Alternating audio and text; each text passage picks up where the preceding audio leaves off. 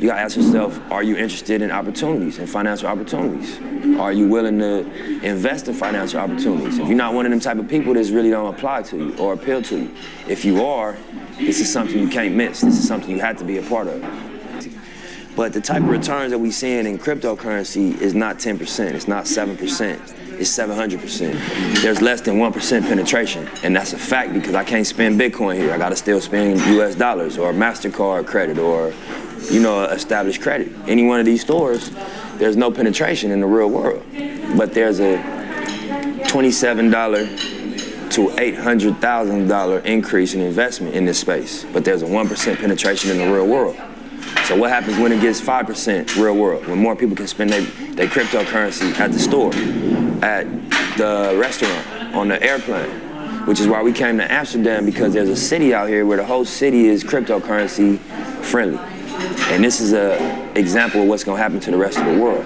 And we think that if you get in now, when the value spreads, when the accessibility spreads, you'll be sitting on the right chair.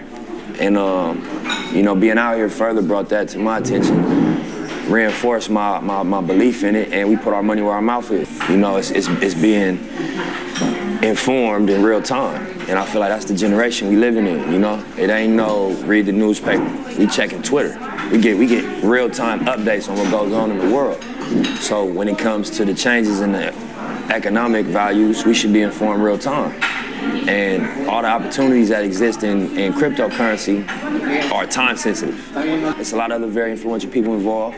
A lot of people who got wealthy, have flipped money, have become successful in this space already. And it's just starting. And we shouldn't be last. Hip hop shouldn't be last on it, you know? We should be early adopters of this, you know? And y'all can say Hustle told you first. But to build high self-esteem, and the way you build high self-esteem, if you're 25, 35, or 45, is to be around, surround yourself with other people that have high self-esteem. Show me your friends and I'll show you your future. And so you can reverse your childhood by who you associate with. How do you do that? Well, you find people that are where you want to be, but they're already there.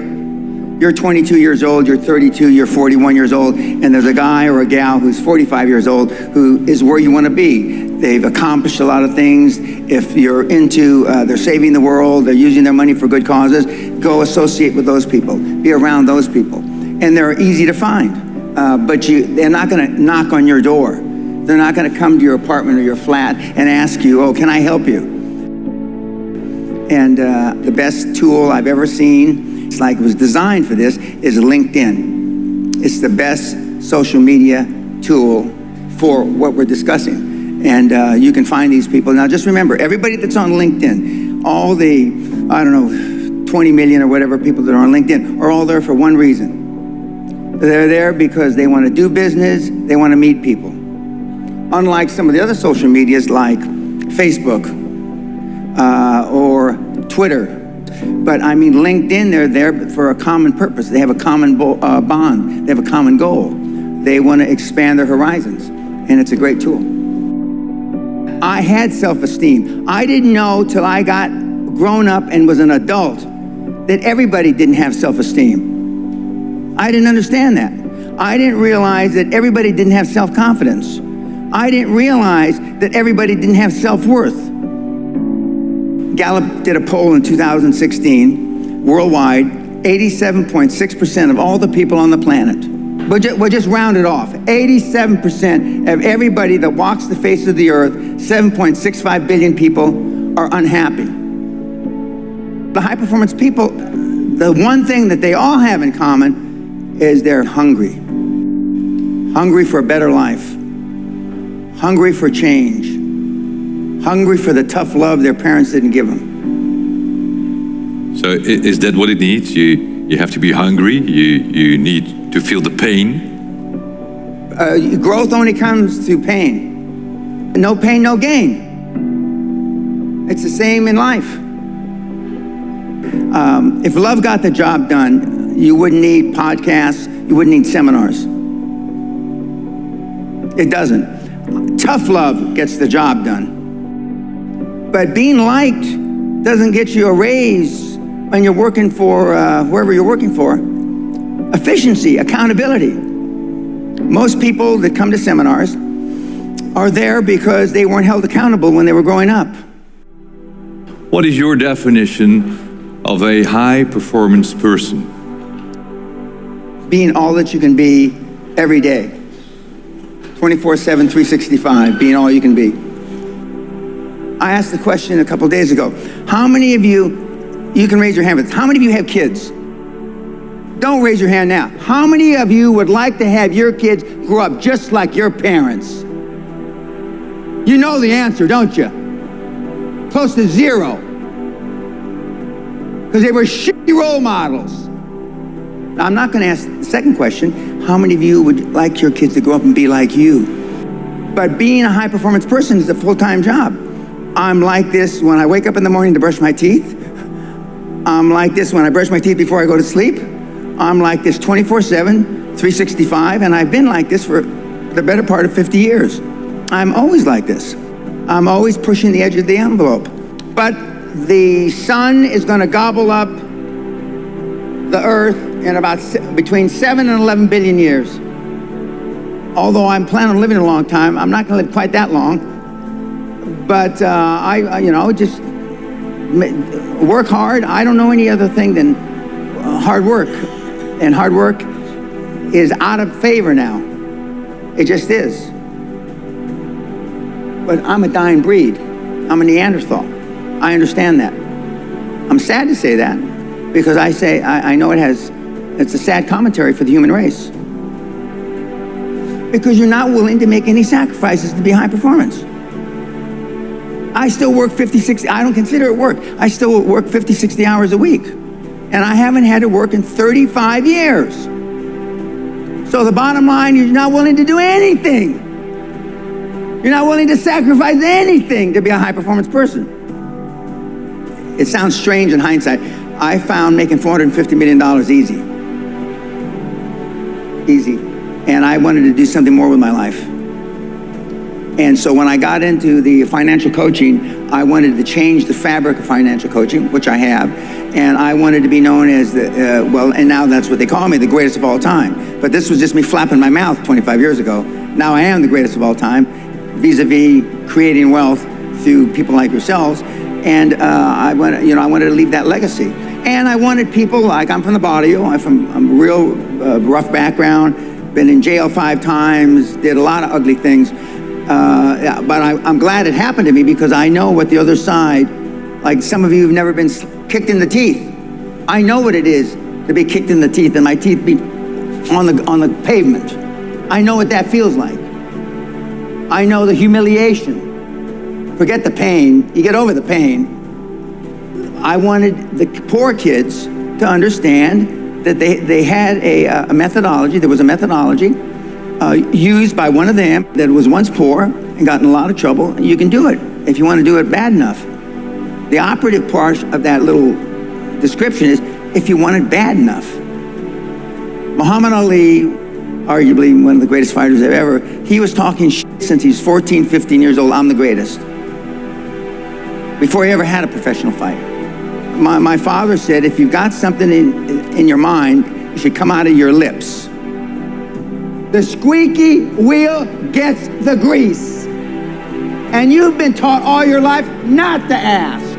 You've been trained, keep your head down, don't embarrass yourself, don't embarrass the family,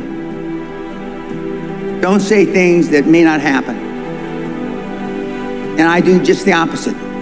I tell you to set goals beyond your lifetime.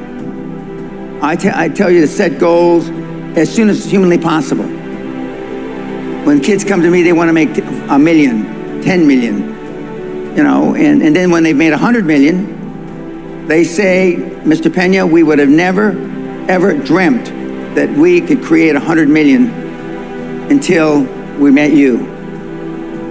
You will never exceed your highest expectation. You will never exceed your highest, craziest thought. Never. That's a guarantee. But kids, you can have whatever you want. What do you think are the keys to building wealth?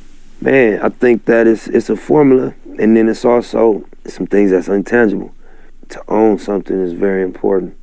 to understand investment, you know, to understand living within your means or under your means, you know, to understand how to make something.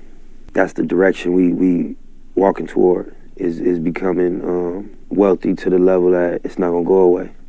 And that, you know, we create a situation that it lasts longer than us. I've always feel like one of the things I admire about you the most is you're always very forward thinking. Right. You were on a panel at ComplexCon. What are some of the takeaways that you would want people to know about, like, digital currency? Or It's a way to think about money. It was 3 or 4 different perspectives. I was one of them. And the convo was just about what is money in 2017 going into 18. You know, is it paper? You know, is it agreed value? What makes something currency? You know, so that was what the debate was, and everybody was revolving around that as a question. But just cryptocurrency is, I think it's like a form of karma. I think that the banks had such a crooked model that the engineers and software designers and programmers was like, we're not gonna fix this with a protest. We're not gonna fix this with a march on Wall Street. We're gonna fix this with technology. And they created a equalizer that just, it checkmated the whole game. You know, that's my view on it. It's just like the energy balancing out what went wrong over there, and just the disadvantage that the people were at.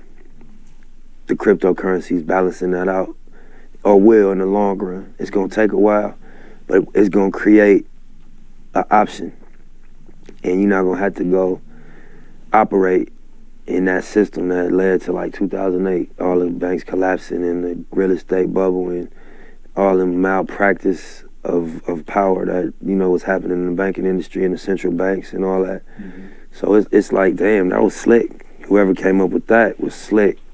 If you really peep it from a political point of view, for sure. You know what I mean? That was real effortless checkmate. You know what I mean? They exited before anybody knew what was up. And they still got bailed out. You know what I'm saying? It's crazy. It's interesting conversation. I've had it with some people, and, you know, some people are like stuck on money so much, and I'm like, man, money's not even backed by the gold system anymore. Yeah. So it's like, what is it really worth? It's whatever we, you know, want to put on it, but really it's just a piece of paper, you know, just like a credit card, just a piece of plastic, and it's the inferred value that we put on it, and as long as everybody assumes that it's worth that, it is. But if somebody tomorrow's like, that's not worth shit, it's really not backed by anything. So it's like, why not try out a new currency? It's a lot of reasons that, you know, political reasons why it's a big thing, and it's financial reasons why it's a big thing, you know, and even like on a simple level of like sending money overseas or something, to be able to do that peer-to-peer and not have no middleman with a fee, and with a policy, it's just a direct transaction that's, you know, regulated by a public ledger. That's a big innovation if you understand like banking and PayPal and all that type of shit. You know, somebody told me that it's like what the internet was in like the early 90s. And think about what that turned into and all the billion-dollar businesses that was built off of that. That's like what the cryptocurrency, blockchain opportunity is similar to. So it'll take a while before we see it mature and really turn into what it can potentially be.